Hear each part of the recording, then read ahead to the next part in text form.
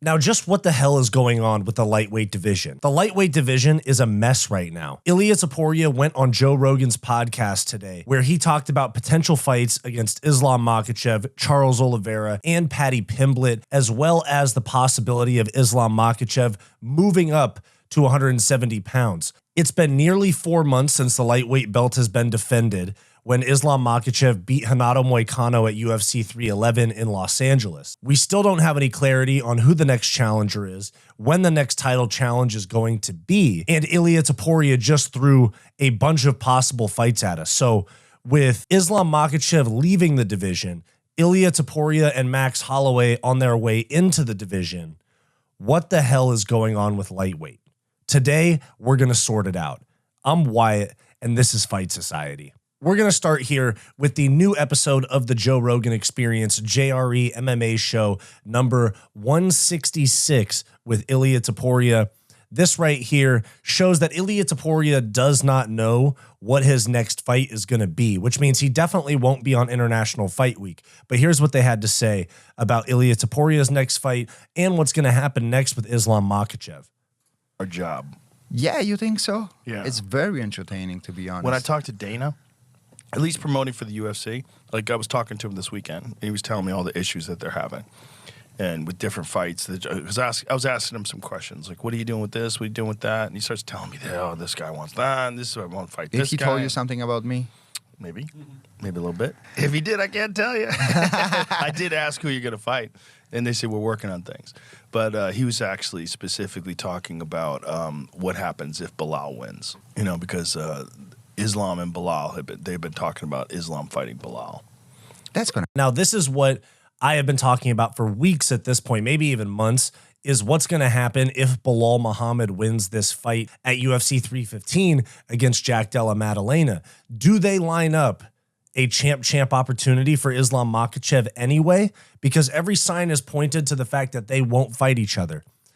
But now it seems as though the UFC is considering the possibility of having Bilal and Islam fight each other for the welterweight belt. Gonna happen.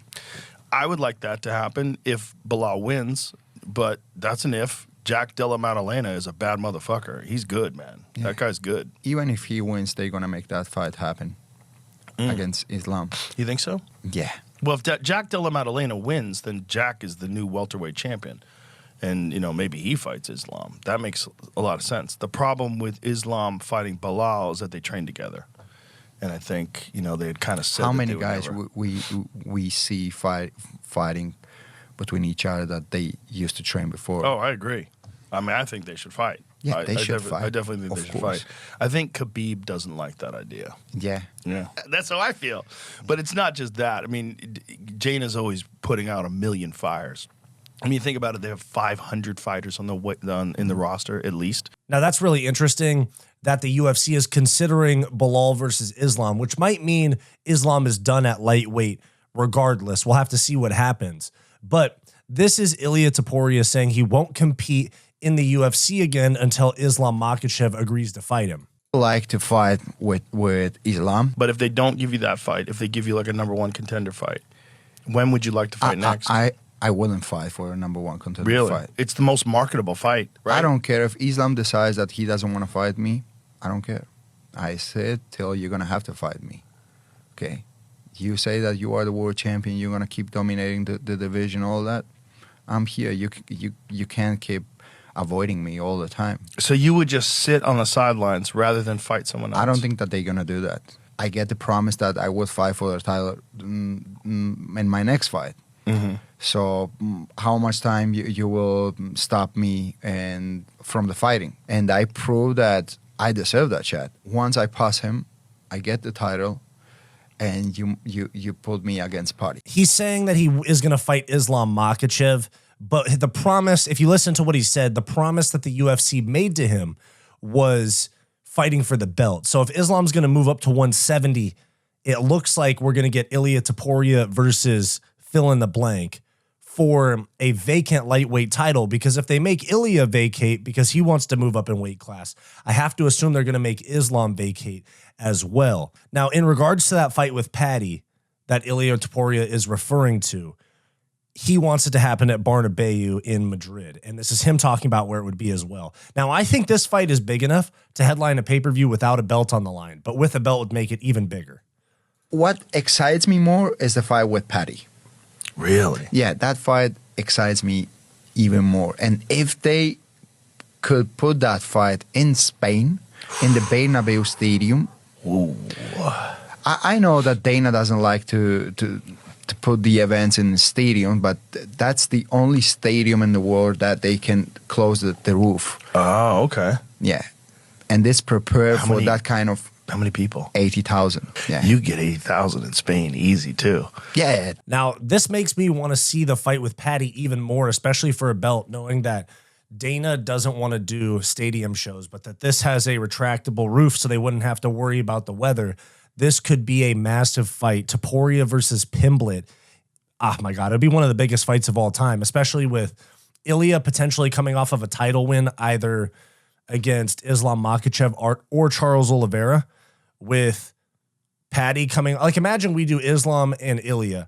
Ilia wins, and then you do Paddy Oliveira or Paddy Sarukian, and Paddy wins. It'd be a massive title fight between Ilia and Paddy Pimblett, and you could also bring in the narrative of the beef that they had, like the whole hand sanitizer thing about 5 years ago. Ilia Topuria also was offered a Conor McGregor fight. Now, this is very interesting. He's going to prepare. He needs like a real long camp to really get his body back to fighting shape, like real fighting shape. And it depends who he's going to face, because if you put him against me, he needs to die and be burned again. This is Ilia talking even further about how the UFC has offered him Conor McGregor.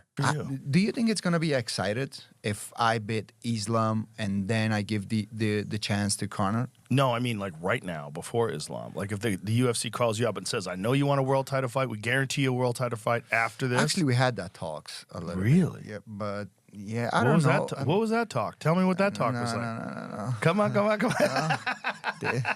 After this one, I'm going to get some calls.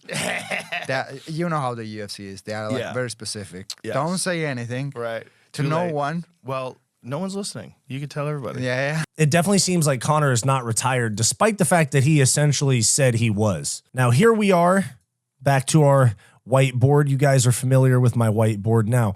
What I think is going to happen here, let's lay out what happens with the welterweight title and with Islam, with Topuria. We have a few key figures here. Now, we have here at UFC 315, Jack Della Maddalena versus Bilal Muhammad. They are going to fight next month at UFC 315. I'm starting to think, based on the information that Rogan gave, take it with a grain of salt, obviously, that regardless of the result, Islam Makhachev moves up to welterweight to challenge for double champ status, or he vacates he vacates the lightweight belt, because that's what they made Topuria do.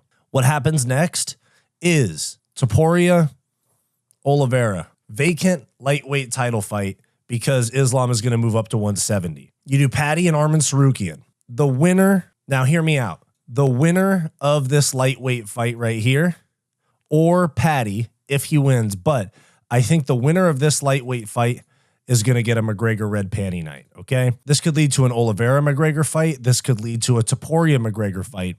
But I think that all roads lead to Conor McGregor coming back at some point and fighting most likely Ilia Topuria, and at some point Paddy Pimblett. Now, the order could be way off, okay?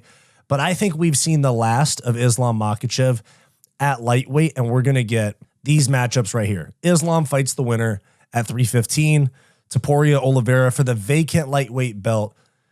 Pimblett Sarukian. And then we have some sort of a mix here where you could do a mix and match of these elite guys based on who wins and who loses. You know what I'm saying? I mean, Sarukian's the only one that would never get a McGregor fight. But aside from that, Oliveira, Pimblett, Topuria, all big possibilities.